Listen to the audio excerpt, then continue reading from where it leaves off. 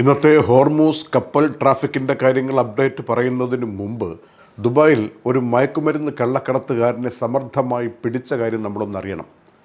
ആരെങ്കിലും നമ്മുടെ പരിചിത വലയത്തിലോ കൂട്ടത്തിലോ ഇങ്ങനെയൊക്കെ പൈസ സമ്പാദിക്കാൻ വേണ്ടി ആഗ്രഹിച്ചിരിക്കുന്നവരുണ്ടെങ്കിൽ അവരറിയണം. ട്രാൻസിറ്റ് ഏരിയയിൽ വന്നിട്ട് 45 ദിവസം തമ്പടിച്ച് കിടന്നു ഒരാൾ ദുബായ് എയർപോർട്ടിൽ. സാധാരണഗതിയിൽ മറ്റാരും കാണില്ലല്ലോ, അവിടെ വാഷ്റൂമുണ്ട്, ഈ ജനക്കൂട്ടത്തിനിടയിൽ ആരും ശ്രദ്ധിക്കില്ലല്ലോ എന്ന് കരുതിയിട്ട് നിൽക്കുന്ന ഒരു കള്ളക്കടത്തുകാരൻ. പക്ഷേ ദുബായ് പോലീസ് വളരെ കൃത്യമായിട്ട് അതിൻ്റെ ഇൻ്റലിജൻസ് വിഭാഗം അദ്ദേഹത്തെ നിരീക്ഷിക്കുകയും വളരെ കൃത്യമായി ആരോട് ഇടപെടുന്നു, എന്തൊക്കെ ചെയ്യുന്നു, ഓരോ ദിവസവും എന്തൊക്കെയാണ് ചെയ്യുന്നതൊക്കെ മനസ്സിലാക്കുകയും ചെയ്തിട്ട് കയ്യോടെ സാധനമടക്കം പൊക്കി. മാത്രമല്ല ദുബായിൽ ചിലയിടങ്ങളിൽ ഒളിപ്പിച്ച് വച്ചിരുന്ന മയക്കുമരുന്ന് അടക്കമുള്ളവ കണ്ടെടുക്കാനും അത് സഹായകരമായി. ഏതായാലും ഒരു കാര്യം വ്യക്തമാണ്, വളരെ സ്മാർട്ടായിട്ടുള്ളൊരു ഓപ്പറേഷനാണ് ദുബായ് പോലീസ് നടത്തുന്നത്. ദുബായിയുടെ ഇൻ്റലിജൻസ് വിഭാഗം വളരെ സമർത്ഥമായിട്ട് അവരുടെ പരിചയത്തിൽ നിന്ന് ഈ കാര്യങ്ങൾ കൈകാര്യം ചെയ്യുന്ന രീതി ലോകോത്തരമായ രൂപത്തിലേക്ക് മാറിയിരിക്കുകയാണ്. അതുകൊണ്ട് അങ്ങനെ ഇങ്ങനെയൊന്നും മയക്കുമരുന്ന് കള്ളക്കടത്തുമായി ബന്ധപ്പെട്ട് രക്ഷപ്പെട്ടു പോകാൻ പറ്റില്ല എന്നുള്ളതിൻ്റെ വ്യക്തമായ ഉദാഹരണമായി ഈ സംഭവം മാറിയിരിക്കുകയാണ്. 45 ദിവസമാണ് ട്രാൻസിറ്റ് ഏരിയയിൽ മാത്രമായി ഇയാൾ അങ്ങോട്ടും ഇങ്ങോട്ടും നടന്നും ഇരുന്നും കിടന്നും ഉറങ്ങിയും ഒക്കെയായി സമയം ചെലവഴിച്ചതും കച്ചവടം ചെയ്യാൻ ശ്രമിച്ചതും. ഹോർമൂസിൻ്റെ കാര്യത്തിലേക്ക് വരുമ്പോൾ കഴിഞ്ഞ 2 മാസത്തിനിടയിലെ ഏറ്റവും കുറഞ്ഞ ട്രാഫിക്, കപ്പലുകൾ തീരെ പോകുന്നില്ല എന്നുള്ള അവസ്ഥ. ഈ സാഹചര്യത്തിലും അമേരിക്കയുടെ പ്രസിഡന്റ് ട്രംപ് പറയുന്നത് ഏറ്റവും ശക്തമായ ശിക്ഷ, കടുത്ത വേദന ഉളവാക്കുന്ന ശിക്ഷ ഇറാന് കൊടുക്കാൻ പോകുന്നതേയുള്ളൂ.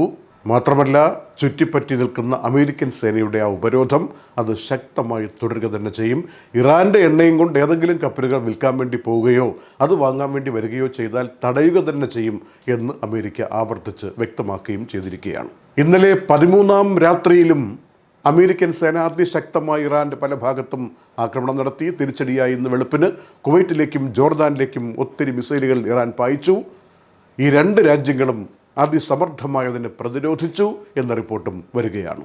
ഈ ഹോർമോസ് ട്രാഫിക് ഇങ്ങനെ ഇല്ലാതാകുമ്പോൾ അപ്പുറത്ത് ചെങ്കടൽ വഴിയുള്ള ട്രാഫിക്കും അനാഥമായി മാറിക്കൊണ്ടിരിക്കുമ്പോൾ എണ്ണ വില ഒരു ബാരലിന് $100 കഴിഞ്ഞു പോകുന്ന ദിവസത്തിനും ഇന്നലെയും ഇന്നുമൊക്കെ നമ്മൾ സാക്ഷികളാവുകയാണ്. ട്രംപ് സോഷ്യൽ മീഡിയയിലൂടെ ഒരു മുന്നറിയിപ്പ് 2 രാജ്യങ്ങൾക്ക് നൽകിയിട്ടുണ്ട്, റഷ്യയ്ക്കും ചൈനയ്ക്കും. നിങ്ങളാണ് ഇറാന് ആയുധങ്ങൾ വിൽക്കുന്നത് എന്ന് ചില ആളുകൾ പറയുന്നു. അത് നല്ല ശീലമല്ല, ഞാനങ്ങനെ വിശ്വസിക്കുന്നില്ല. അങ്ങനെ ചെയ്യുന്നുണ്ടെങ്കിൽ വളരെ മോശപ്പെട്ട പ്രവൃത്തിയാണ് എന്നാണ് ട്രംപ് ഒരു മുന്നറിയിപ്പിൻ്റെ രൂപത്തിൽ 2 രാജ്യങ്ങളുടെയും പ്രസിഡന്റുമാരോട് പറഞ്ഞിരിക്കുന്നത്. അതേസമയം ഈ കാണുന്ന പ്രസ്താവനകൾക്കെല്ലാം മറുപടിയായി ഇറാൻ പറഞ്ഞുകൊണ്ടിരിക്കുന്നത് കരാറുമായി ബന്ധപ്പെട്ട് സമീപനം അമേരിക്ക മാറ്റുന്നത് വരെ വെടിനിർത്തൽ എന്നൊരു കാര്യമേ ഇല്ല എന്ന് ഇറാൻ വ്യക്തമാക്കിയിട്ടുണ്ട്. കൂട്ടത്തിൽ ചൈന പാകിസ്ഥാനോട് ആവശ്യപ്പെട്ടു വളരെ പെട്ടെന്ന് തന്നെ അമേരിക്കയും ഇറാനും തമ്മിൽ വീണ്ടും സമാധാന സംഭാഷണം ആരംഭിക്കാൻ വേണ്ടി നിങ്ങളൊന്ന് സമ്മർദ്ദം ചെലുത്തി മുന്നോട്ട് പോകണം, യുദ്ധം അവസാനിപ്പിക്കേണ്ടത് അനിവാര്യതയാണ് എന്ന മട്ടിൽ ചൈന പറഞ്ഞതായും റിപ്പോർട്ടുകളുണ്ട്.